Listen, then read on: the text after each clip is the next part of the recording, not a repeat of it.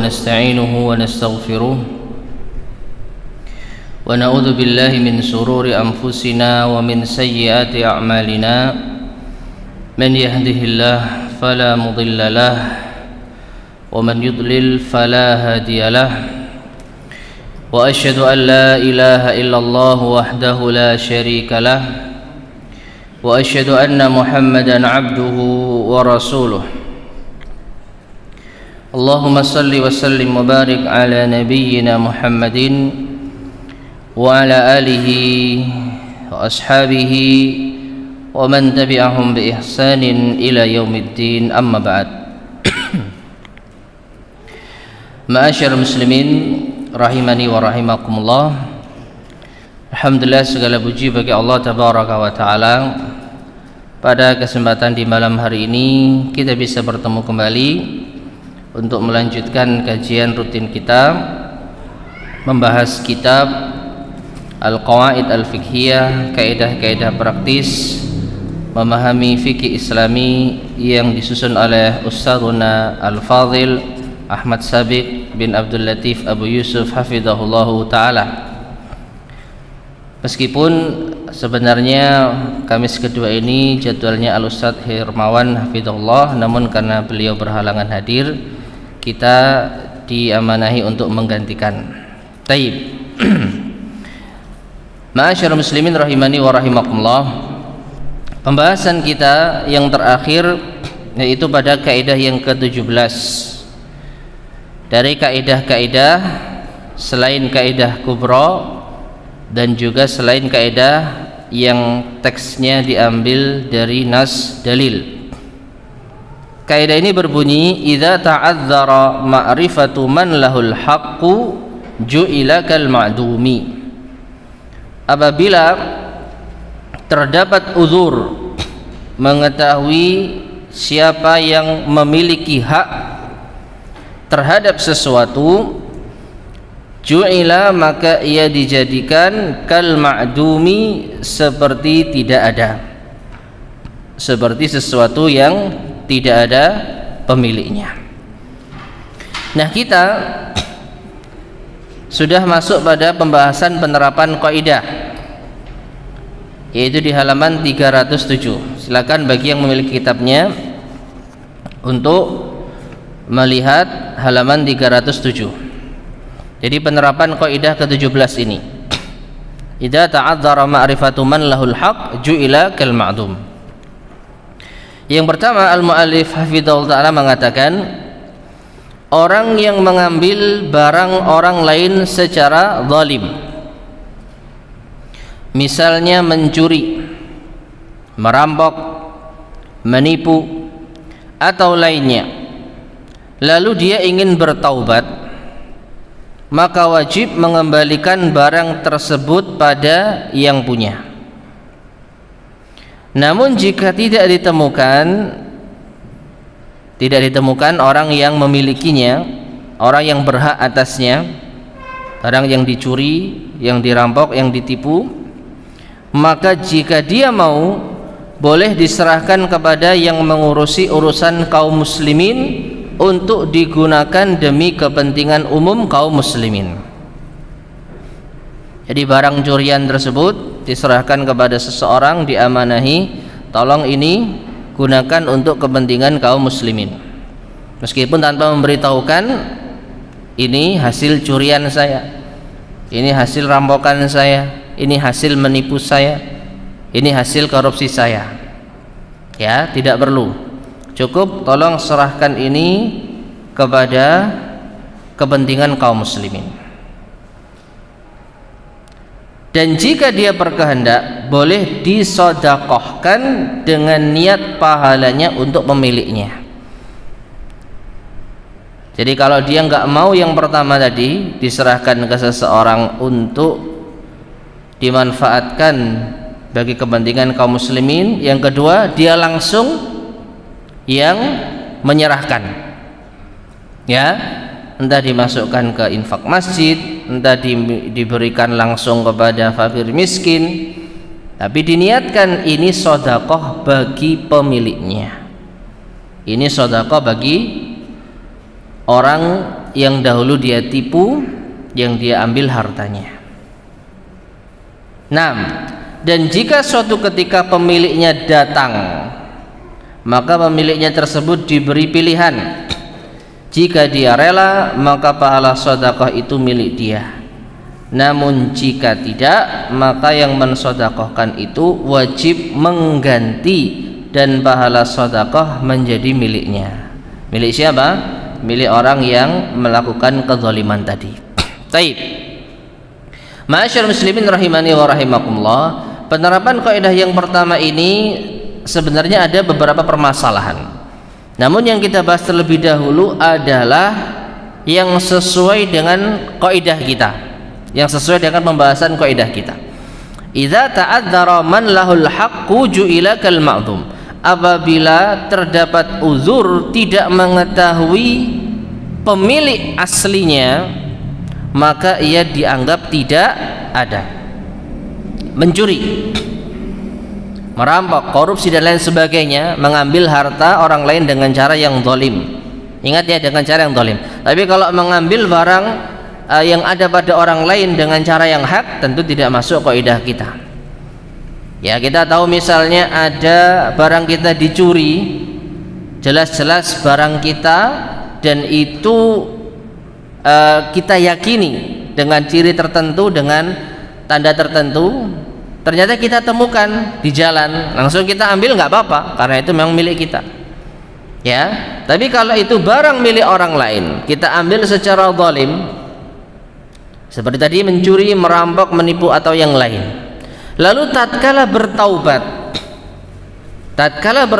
maka dia harus mengembalikan barang tersebut. Ya, ingat dulu dia mencuri sekian juta, maka dia berkewajiban untuk mengembalikan sekian juta kepada pemilik aslinya. Nah, karena pemilik aslinya tidak diketahui, nah ini yang jadi pembahasan kita. Ya, karena pemilik aslinya tidak diketahui, entah kita mencuri di tempat yang kita tidak mungkin kembali ke sana, atau kita mencuri barang milik orang lain yang tidak kita kenal, atau yang lainnya, yang jelas pemiliknya tidak bisa kita jumpai, sehingga kita tidak mungkin untuk mengembalikannya. Maka berlakukan kaidah ini, ju'ila kal ma'dum, dijadikan ia seperti tidak ada pemiliknya, artinya dianggap pemiliknya nggak ada. Lalu bagaimana cara kita untuk bertaubat? Sedekahkan harta yang kita ambil dengan cara yang zalim tersebut. Bisa dengan dua cara. Yang pertama, kita serahkan kepada orang yang bisa kita amanahi, karena kita nggak tahu mungkin kepentingan kaum muslimin, kita serahkan, tolong uang ini dipakai untuk kepentingan kaum muslimin. Itu cara pertama, lewat perantara. Cara kedua, kita langsung yang apa? Yang mendistribusikan. Kita langsung yang memberikan kepada orang-orang yang berhak. Nah, setelah kita berikan, maka pahala yang didapat dari amal tadi itu untuk siapa? Untuk siapa? Untuk orang yang kita ambil hartanya tadi. Ini kita fokus dulu ya pada penerapan kaidah. Jadi barang yang kita curi nggak mungkin kita kembalikan kepada pemilik aslinya, maka dianggap tidak ada pemiliknya, sehingga tatkala kita mau mengembalikan harta tersebut, dengan cara satu-satunya sedekahkan dengan niat ini untuk pemiliknya. Otomatis kita nggak dapat pahala apa-apa. Ya, kita tidak mendapatkan pahala dari uang yang telah kita keluarkan, karena ini bukan uang siapa? Bukan uang kita. Ini uang milik orang lain. Baik, jelas ya? Jadi sampai di sini inilah fokus contoh penerapan kaidah ini. Namun ada cabang dari kaidah ini, atau ada cabang permasalahan. Ya. Kalau seandainya suatu ketika kita mengetahui pemilik aslinya, maka ini sudah di luar kaidah kita. Kaidah kita kan apa? Ta'adzara man lahul haq. Jika tidak mungkin untuk mengembalikan kepada yang berhak. Lalu kalau mungkin bagaimana? Maka sudah bukan pembahasan kaidah kita. Beralihlah kita kepada pembahasan yang lain. Namun suatu ketika apabila kita bisa mengembalikan kepada pemilik aslinya, atau pemilik aslinya ternyata menampakkan dirinya, artinya ketemulah dengan pemilik aslinya, maka ada dua pilihan. Pilihan yang pertama, kita kabarkan kepada pemilik aslinya, uang yang saya curi telah saya sedekahkan atas namamu. Kalau pemilik aslinya ridho, selesai urusan. Pahala itu untuk siapa? Pemilik aslinya. Ya sudah, saya maafkan dan saya ridho kalau uang yang kamu curi disedekahkan. Ini pilihan pertama. Namun pilihan kedua, kalau ternyata pemilik aslinya tidak ridho, wah tidak bisa, harta itu harta yang saya inginkan, harta itu harta yang saya butuhkan, kamu mencuri dan kamu sedekahkan tanpa izin saya tidak ridho. Maka orang yang mengambil barang tadi wajib untuk mengembalikannya kepada pemilik aslinya. Dari mana uangnya? Ya usaha. Ya usaha. Kalau bisa dikembalikan, maka selesai urusan. Sehingga otomatis sedekah tadi beralih pahalanya untuk siapa? Untuk orang yang mengambil barang secara zalim tadi. Katakanlah untuk pencuri tadi, ya mencuri 1 juta, lalu taubat karena dia nggak tahu siapa pemiliknya, akhirnya dia sedekahkan 1 juta atas nama pemilik aslinya. Ternyata setelah itu dia tahu pemiliknya, oh ternyata yang saya curi itu Pak Fulan dan itu orangnya. Datangi, maaf dulu saya pernah berbuat zalim kepada Bapak, saya ngambil harta Bapak sekian juta, 1 juta, tapi sudah saya sedekahkan. Wah tidak bisa, saya tuntut itu, ya saya nggak ridho. Ya sudah, ini 1 juta Bapak. Selesai urusan, maka 1 juta yang telah disedekahkan itu sekarang beralih kepada pencuri tadi, pahalanya untuk pencuri tadi. Jelas ya? Nah masalahnya kalau nggak bisa mengembalikan, karena uang yang dicuri tadi ternyata begitu sudah dikumpulkan karena taubat, lalu dia mengumpulkan uang yang dia curi tadi, karena uang yang dicuri tadi sudah habis sebenarnya, tapi dia taubat dan ingat jumlah tepatnya, saya pernah mencuri di tempat ini sekian puluh juta. Akhirnya dia berusaha mencari rezeki dengan cara yang halal, terkumpul, karena dia nggak tahu ini kepada siapa mau dikembalikan, dia sedekahkan sekian puluh juta. Ternyata setelah itu ketahuan siapa pemilik aslinya, dan ternyata pemilik aslinya menuntut haknya, sudah kadang apa? Disedekahkan, dan dia tidak ada kemampuan untuk mencari uang lagi misalnya, karena si pemiliknya menuntut pokoknya tanggal sekian harus dikembalikan, ternyata nggak bisa. Akhirnya pemilik aslinya mengatakan ya sudah saya tuntut di akhirat.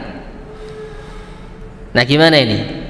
Ternyata si pencuri tadi sampai akhir hayatnya nggak bisa mengembalikan. Gimana kira-kira?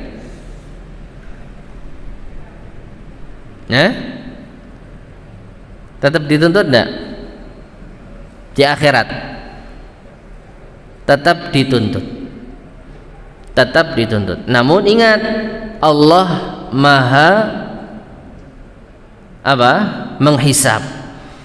Jadi nanti hitung-hitungan, dan Allah yang maha tahu seberapa banyak kezaliman yang telah ia lakukan dan seberapa banyak kebaikan yang bisa dijadikan untuk membayar kezaliman tersebut.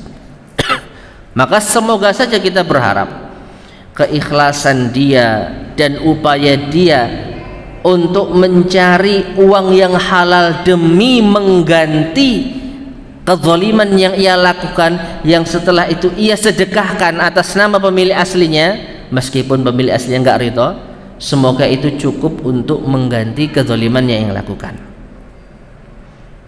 Ya, jadi semoga ketika nanti pemilik aslinya meminta haknya, ini diambilkan dari sedekah yang dilakukan tadi, yang ditolak oleh pemilik aslinya. Ya, maka dari itu ma'asyar muslimin rahimani wa rahimakumullah, sering kita ingatkan yang namanya kezaliman ini kita harus hati-hati. Ya, karena sekecil apapun apabila dituntut oleh orang yang berhak, kita pasti harus membayarnya di akhirat. Kalau kita punya kebaikan, maka itu yang akan kita pakai untuk membayarnya. Kezaliman kita 100, kita punya pahala 150, maka kita masih ada 50 pahala yang bisa kita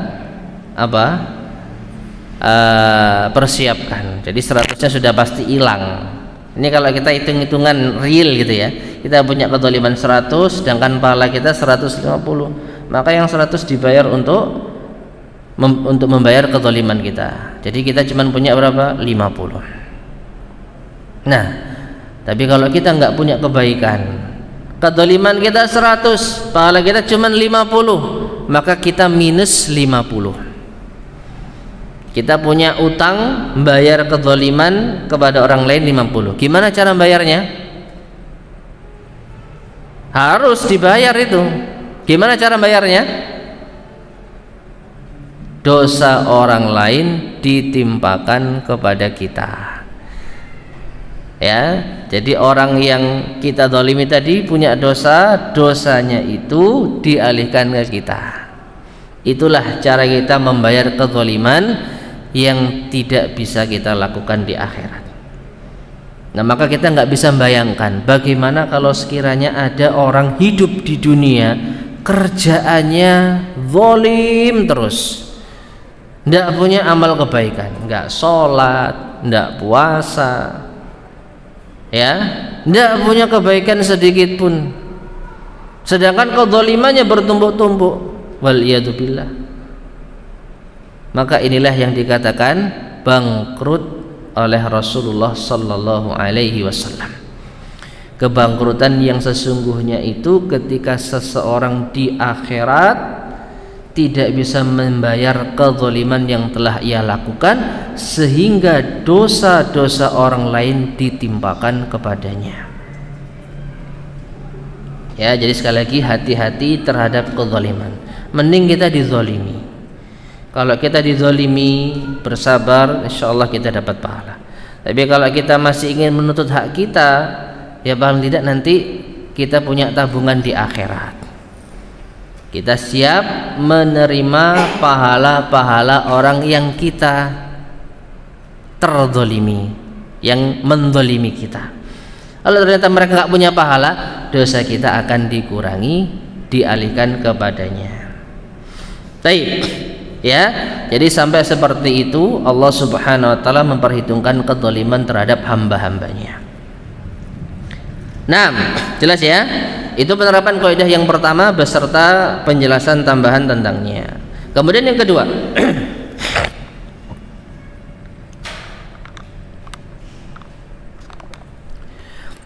orang yang meninggal dunia orang yang meninggal dunia namun tidak diketahui siapa ahli warisnya, maka hartanya diserahkan ke Baitul Mal untuk kepentingan kaum muslimin.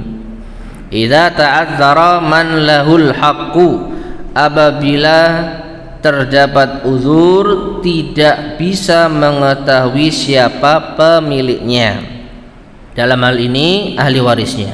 Ada orang mati, siapa ahli warisnya? Enggak ada yang tahu.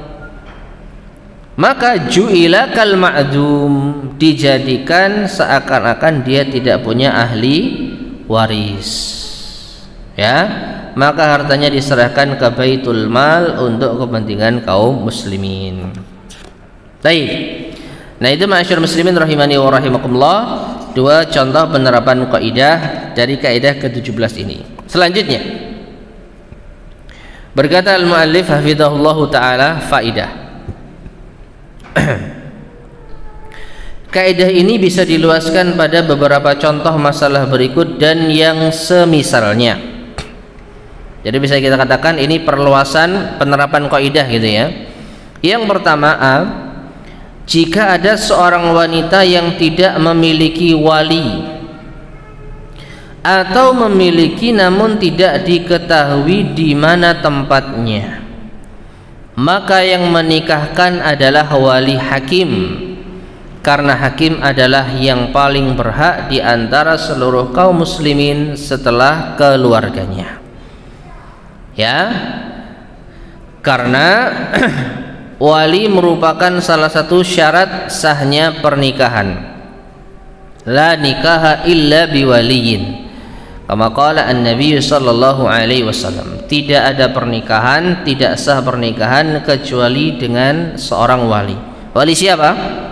Walinya siapa? Walinya wanita atau laki-laki? Wanita. Ya, sehingga kalau ada pertanyaan, saya mau nikah tapi wali saya sudah meninggal, gimana Ustaz? Lah kamu laki-laki, ya nggak ada masalah. Ya, yang wajib itu wali wanita, laki-laki tidak perlu mendatangkan wali. Nah, karena wanita ini tidak ada walinya, mungkin orang tuanya sudah meninggal semua, orang tua, ayahnya, kemudian tidak punya saudara, pokoknya nggak bisa ditelusuri garis keturunannya. Atau dia punya orang tua tapi nggak tahu di mana tempatnya, mungkin karena dia anak pungut dan lain sebagainya, maka diterapkan kaidah ini, ju'ila kal ma'dum, dijadikan wanita ini seperti tidak memiliki wali. Ya, sehingga walinya adalah hakim. Dalam hal ini kalau di negara kita siapa? Pihak KUA ya, yaitu wali hakim yang akan menjadi wali bagi wanita muslimah yang tidak memiliki seorang pun wali dari keluarganya. Taib, itu yang pertama. Yang kedua, B, seseorang yang menemukan bayi terbuang di pinggir jalan lalu dia memungutnya, maka bayi tersebut tetap dinasabkan kepada bapak aslinya jika tidak diketahui. Jika diketahui, afwan. Dia dinasabkan kepada bapak aslinya jika diketahui. Gimana caranya? Ya mungkin saja ketika bayi itu dibuang ada keterangannya, dikasih kalung atau dikasih gelang. Nama bayi ini adalah Fulan bin Fulan. Ya, jadi bapaknya, orang tuanya mungkin masih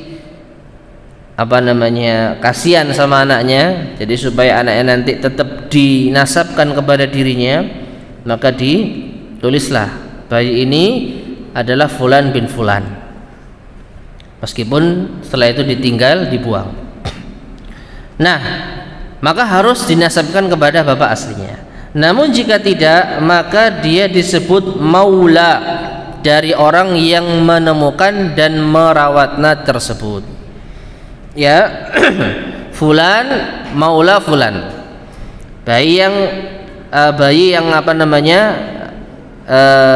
ditemukan di jalanan misalnya dinamai Abdullah, lalu orang yang menemukan misalnya Muhammad namanya, maka Abdullah maula Muhammad, ya, bukan bin Muhammad, karena bagaimanapun juga yang menemukan itu bukan orang tua kandungnya, jadi nggak boleh dinasabkan kepada orang yang bukan orang tuanya. Ini termasuk diantara perkara jahiliyah, ya, menasabkan seseorang kepada yang bukan ahlinya. Taib. Dalam hal ini Allah Subhanahu wa taala berfirman di dalam surat Al-Ahzab ayat 4-5, wa ma ja'ala azwajakum allati tudhahiruna minhunna ummahatikum wa ma ja'ala ad'iyaakum abna'akum dzalikum qaulukum bi afwahikum wallahu yaqulul haqqa wa huwa yahdis sabil ud'uuhum li abaihim huwa aqsatu indallah fa illam ta'lamu aba'ahum fa ikhwanukum fid dini wa mawalikum. Ya, yang artinya dan Allah sekali-kali tidak menjadikan bagi seseorang dua buah hati, dua rongga, ya, dua hati di dalam rongganya, dan dia tidak menjadikan istri-istri kalian yang kalian zihar sebagai ibu kalian, dan dia tidak menjadikan anak-anak angkatmu sebagai anak kandungmu sendiri. Ya, wa ma ja'ala ad'iyaakum abna'akum. Allah tidak menjadikan, artinya tidak menganggap anak-anak pungut kalian, anak-anak pungut kalian sebagai anak kandung kalian. Selamanya enggak boleh.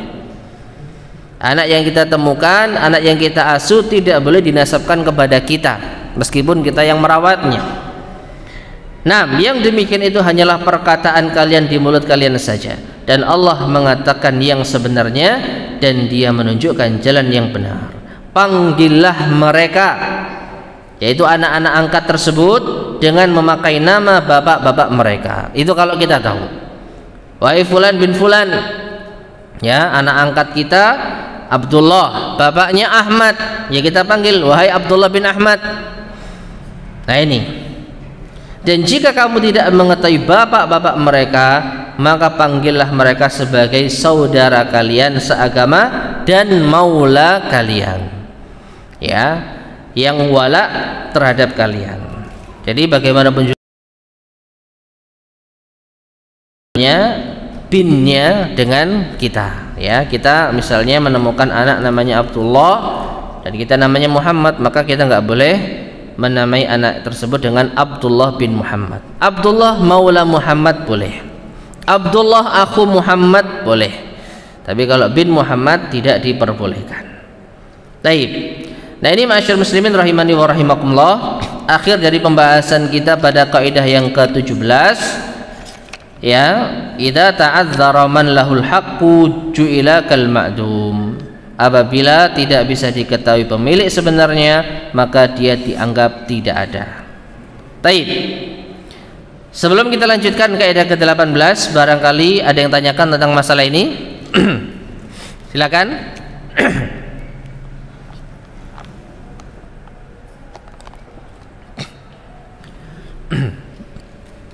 Jika tidak, kita lanjutkan kaidah yang ke-18.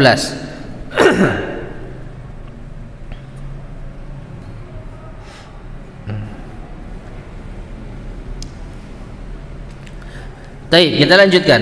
Qala al-mu'allif hafidhahullah ta'ala, kaidah ke-18. Man sabaqa ilal mubahati fahuwa ahaqqu biha. Man sabaqa, siapa yang terlebih dahulu, ilal mubahat, memperoleh hal yang mubah, fahuwa, maka ia ahaqqu biha, lebih berhak dengannya. Ya, barang siapa yang terlebih dahulu memperoleh barang yang mubah, maka dia yang paling berhak terhadapnya. Ma'asyiral muslimin rahimani wa rahimakumullah, kaidah ini sebenarnya ada kaitannya dengan kaidah sebelumnya. Apabila sesuatu itu tidak bisa diketahui siapa pemilik sebenarnya, maka dia dianggap tidak ada pemiliknya. Ya. Nah, kalau ini ternyata barang yang mubah, perhatikan, barang yang mubah, barang temuan, tidak bisa kita ketahui pemiliknya, dan ini sudah diumumkan selama setahun, sampai setahun belum juga ada yang mengaku memilikinya, maka dia yang paling berhak terhadapnya. Dia penemunya yang paling berhak untuk memanfaatkan barang tersebut, karena ini barang yang apa? Mubah, bukan barang yang haram. Kalau yang barang yang haram, ya nggak boleh. Seperti tadi, mencuri, merampok, ini mubah atau haram? Haram. Maka tidak berlaku kaidah ini. Kalau itu barang haram baginya, maka harus dikembalikan. Karena kita nggak tahu siapa pemiliknya, maka disedekahkan. Kan begitu. Tapi kalau ini barang mubah, maka siapa yang terlebih dahulu, man sabaqa, siapa yang terlebih dahulu mendapatkannya, dia yang paling berhak terhadapnya. Baik, kita baca penjelasan dari al-mu'allif hafizahullahu ta'ala. Makna kaidah al-mubahat adalah sesuatu yang tidak ada yang memilikinya secara khusus atau sesuatu yang menjadi hak bersama. Secara asal mubah itu artinya hal yang diperbolehkan, tapi dalam konteks kita sesuatu yang tidak ada pemiliknya secara khusus. Jadi makna kaidah ini adalah bahwa sesuatu yang tidak ada yang memilikinya, seperti tanah kosong tanpa pemilik, atau sebuah tempat yang menjadi hak bersama, seperti tempat sholat di masjid, ya, shaf pertama ini kan nggak ada yang miliki, ya, nggak boleh dimiliki oleh orang tertentu, ditulis namanya fulan, ya, nggak boleh, karena ini tempat umum. Maka yang berhak memiliki atau menempatinya adalah orang yang paling dahulu mendapatkannya. Siapa yang duluan di shaf pertama, maka dia yang berhak di situ. Nggak boleh untuk disuruh pindah, nggak boleh untuk diusir. Demikian pula ketika menemukan lahan kosong yang tidak ada pemiliknya. Nah, maka dalam contoh lahan kosong, orang yang membuka dan pertama kali merawatnya adalah yang berhak atas tanah tersebut. Dalam sebuah hadis dikatakan, hadis yang diriwayatkan dari Sa'id bin Zaid an Nabi sallallahu alaihi wasallam qala, dari Nabi sallallahu alaihi wasallam bahwasanya beliau bersabda, man ahya ardan mayyitatan fahiya lahu wa laysa li irqin zalimin haq. Barang siapa yang menghidupkan lahan mati, maka lahan itu jadi miliknya dan tidak ada hak bagi sebuah usaha yang zalim. Hadis riwayat Abu Dawud. Dan bahasan ini juga sudah pernah kita luaskan pada tempatnya tersendiri di pertemuan-pertemuan terdahulu, ya. Namun wallahu alam bisawab, kalau di negeri kita nampaknya ini hal yang sulit, ya, apalagi di kawasan padat penduduk seperti kita, ya. Semua lahan sudah ada apa? Pemiliknya. Maka nampaknya ini tidak bisa kita berlakukan, ya, menemukan lahan lalu kita rawat, lalu kita bangun, begitu sudah ditegur, maka orang yang punya lahan justru disuruh ganti. Nah, ini kan nggak benar. Oh, saya sudah lama di sini, ya kan nggak ada yang izinkan, ya. Jadi permasalahan ini perlu untuk kita perhatikan, ya. Jangan berdasarkan hadis ini lalu kita seenaknya memanfaatkan lahan kosong, karena lahan kosong di sekitar kita pasti sudah ada yang memilikinya. Kalaupun tidak dimiliki oleh individu, dimiliki oleh siapa? Negara. Tanah milik negara. Ya, kita tidak berhak untuk memanfaatkannya kecuali diizinkan. Taib, sedangkan dalam masalah tempat di dalam masjid atau di majelis ta'lim, maka orang yang paling dahulu datang dialah yang paling berhak untuk duduk di tempat tersebut. Tidak boleh bagi siapapun untuk menyuruhnya berdiri dan pindah agar bisa dia duduki. Hal ini selaras dengan hadis an ibni Umar an Nabi sallallahu alaihi wasallam qala, dari Ibnu Umar radhiyallahu anhuma, dari Nabi sallallahu alaihi wasallam bahwasanya beliau bersabda, la yuqimanna ahadukumur rajula min majlisihi thumma yajlisu fihi. Yang artinya, janganlah salah seorang dari kalian menyuruh berdiri orang lain dari tempat duduknya kemudian dia mendudukinya. Hadis sahih riwayat Bukhari dan Muslim, ya. Jadi tidak boleh kita di masjid itu ada orang yang sudah duduk di shaf pertama lalu kita suruh minggir lalu kita mendudukinya, atau lalu kita persilahkan kawan kita untuk mendudukinya, ya. Jadi misal kita duduk di sini lalu tempat sebelah ini masih kosong, ternyata diduduki orang, Lalu kita minggir-minggir, teman saya mau duduk di situ. Nah, ini juga nggak boleh. Ya, taib. Karena orang yang mendudukinya itu lebih dahulu sehingga dia yang paling berhak untuk tempat tersebut. Taib. Kemudian berikutnya dalil kaidah. Kaidah ini didasari oleh kedua hadis di atas. Adapun sisi pengambilan dasarnya sangat jelas. Di mana tanah kosong tanpa pemilik, maka orang yang paling berhak adalah yang menghidupkannya. Ini kalau tanah kosong, baik itu dengan cara menanaminya atau membuat sumur padanya atau yang lainnya. Kalau tanah itu benar-benar kosong dan tidak ada pemiliknya.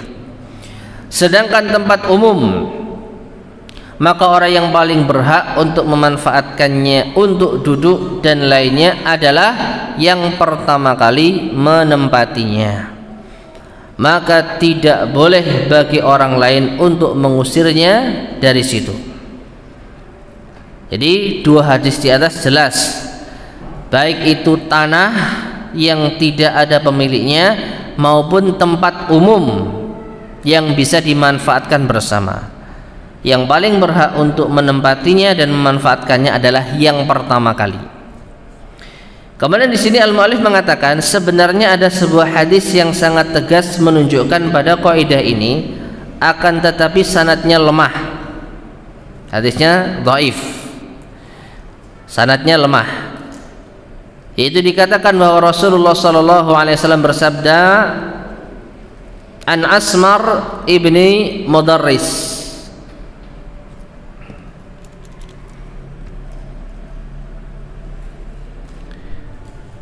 dari Asmar bin Mudarris qal, ia berkata, ataitun nabiyya sallallahu alaihi wasallam, aku mendatangi Nabi sallallahu alaihi wasallam, fabayatuhu faqal, maka aku membaiat beliau, lalu beliau bersabda, man sabaqa ila man lam yasbiqhu ilaihi muslimun fahuwalah, barang siapa yang mendahului pada sesuatu yang belum didahului oleh seorang muslim, maka dia menjadi miliknya. Ya, hadis ini dhaif meskipun apa? Makna kandungannya lebih umum sesuai dengan kaidah kita. Ya, man sabaqa, barang siapa yang mendahului, ila kepada man lam yasbiqhu ilaihi muslim, sesuatu yang tidak pernah atau belum didahului oleh muslim yang lain, fahuwalah, maka itu menjadi haknya. Ya, itu menjadi haknya. Jadi sekali lagi, hadis ini lemah tapi maknanya selaras dengan dua hadis sahih sebelumnya. Taib. Contoh penerapan kaidah ada dua di sini. Yang pertama, orang yang pertama kali menggarap lahan kosong tanpa pemilik, maka dialah yang memiliki tanah tersebut sebagaimana keterangan di atas. Dan ini mungkin yang terjadi pada pendahulu-pendahulu kita, yang mereka mungkin menempati daerah-daerah ya di pelosok-pelosok, lalu mereka manfaatkan daerah tersebut, menghidupkannya, lalu akhirnya mengatasnamakan kepemilikannya. Ya, mereka lebih berhak terhadap hal tersebut. Adapun sekarang wallahu alam bisawab, nampaknya mustahil kita menemukan lahan di sekitar kita yang bisa kita miliki.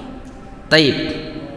Itu yang pertama. Yang kedua, orang yang berburu binatang di hutan atau menangkap ikan di lautan, maka dialah yang memilikinya, karena hutan dan lautan beserta semua isinya tidak ada pemiliknya secara khusus. Ya, ingat ya, berburu di hutan, bukan di pekarangan orang. Ya, saya nemu ayam di mana? Di pekarangan ini. Nah, jelas-jelas itu pekarangan orang, maka tidak benar, nggak boleh. Dan juga menangkap ikan di lautan atau di sungai, bukan di kolam orang, bukan di tambak orang, maka dialah yang berhak untuk memilikinya. Jadi nggak boleh ya, ketika di lautan, ini milik saya, ini lahan laut ini milik saya, ya nggak boleh, kecuali memang diatur negara. Ya, batas teritorial negara. Jadi apa namanya, orang asing tidak boleh melaut di negara kawasan Indonesia. Nah, ini berhak negara mengatur hal tersebut. Tapi kalau sesama warga negara, kita misalnya nggak boleh melarang orang untuk mengambil ikan di laut bebas. Maka siapa yang terlebih dahulu mendapatkannya, dialah yang berhak untuk memilikinya. Wallahu taala alam bissawab. Taib ma'asyar muslimin rahimani wa rahimakumullah. Itulah kaidah yang bisa kita bahas pada pertemuan di malam hari ini. Insyaallah pada pertemuan berikutnya akan kita lanjutkan kaidah ke-19. Wallahu taala alam bissawab. Ada yang tanyakan sebelum kita akhiri? Kaidah yang terakhir tadi apa bisa diaplikasikan ke parkiran? Parkiran. Tukang parkir. Jalan kosong bisa jadikan cetak uang. Peraturannya gimana sebenarnya? Ya, kita kembali kepada peraturan. Apakah parkir liar itu dibenarkan menurut aturan? Yang ada kita terpaksa ditarik parkir. Kecuali memang diatur ya oleh pemerintah daerah bahwa di wilayah ini ada tarif parkirnya dan yang mengurusi Karang Taruna, misalnya, maka berlaku. Antar Karang Taruna kalau nggak ada ketetapannya ya disik-disikan mungkin bisa dibenarkan. Ya, wallahu a'lam bishawab. Jadi saya nggak tahu masalah aturan parkiran. Ya, yang jelas ya kemungkinan rata-rata kita ya terpaksa gitu ya. Wallahu a'lam, kita nggak tahu. Yang jelas kita bayar nggak dosa. Ya karena kita terpaksa. Kalau kita nggak bayar, sekali mungkin dijarno, ya besok-besok digebosi mungkin. Ya, jadi kita dalam keadaan terpaksa sehingga kita bayar, tujuannya untuk meminimalisir kemadharatan. Ya, daripada ribut rame, meskipun baru sebentar ditarik gitu ya, cuman parkir ngambil barang, parkir fotokopi, ya seperti itu.